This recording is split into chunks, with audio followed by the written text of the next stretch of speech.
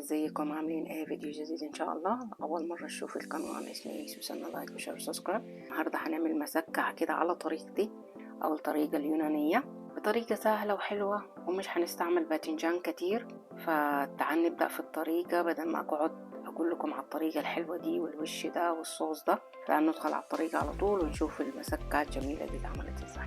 ادي كده يا ست الكل، اول حاجه هعملها معايا انا غسلت الباذنجان وقطعته بالطريقه دي، مش عريض ولا تخين. وعملتها برضو قطعت شويه من الفلفل البرتقاني ده واخضر، او ممكن ما تحطيش اي فلفل. هجيب ميه ونحط شويه ملح وهخليه شويه وبعد كده نشوف نعملها. يعني دي اول حاجه هعملها معايا، نحط ميه بارده الحنفيه عادي، نحط شويه ملح ونخليه شويه.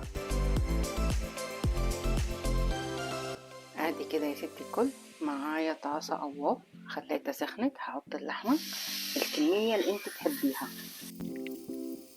ادي كده يا ست الكل، بعد ما نزلت الميه بتاعتها هجيب البصله، عملتها في الكبه واحده متوسطه بس عشان الكميه مش كتيره. هجيب البهارات بتاعتي، هي 7 بهارات وقرفه وفلفل اسود وبابريكا وملح. نظبط الملح.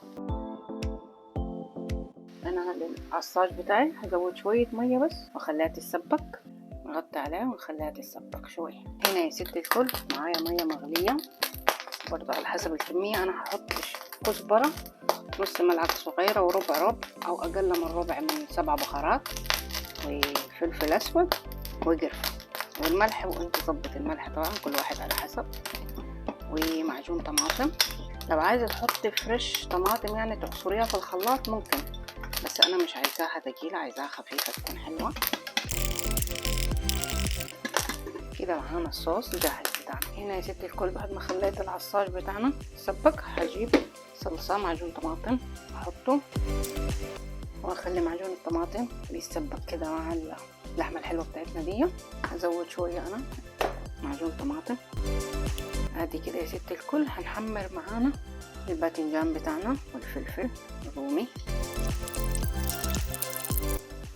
ادي كده يا ست الكل، هنطلع الفلفل الاخضر والفلفل يعني الرومي كله.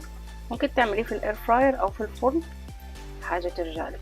وبعد كده هنحمر الباذنجان بتاعنا، ودي حطيت 2.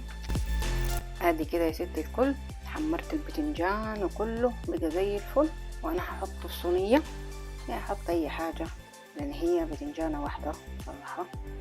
لو بتحب الباذنجان اكتر بتجيبي باذنجان، انا قلت هتكدي يعني خلاص. نجيب اللحمه بتاعتنا اللي عصجناها ونحط باقي الباذنجان بتاعنا. نجيب الصلصه بتاعتنا اللي عملناها ونحطها في الفرن، تاخد وتدي مع بعض كده ويتحمر وشها من فوق. اشوفكم بعد ما تطيب. ادي كده يا ست الكل، حطيتها انا بصراحه في الاير فراير على البروجرام بتاع الجريل، فاديتها كده التشويق زي ما شايفاها كده، اخدت وش زي ما شايفه اللون بتاعها رهيب. والصوص خليته طاب شويه فاخدت ودت مع بعض. فتعالوا نشوف المسكه الحلوه دي، بصراحه طعمها حلو شديد والبهارات بتاعتها معقولة. انا عارفة هي تقيلة بس يعني انا ما بعملش المسكعة على طول الوقت عشان الباذنجان احمره كده. انا بصراحة بحبه محمر اكتر من ان انا احطه في الاير فراير او في الفرن، بس انت دي حاجة على راحتك. فدي كانت الطريقة بتاعتي على طريقتي او الطريقة اليونانية.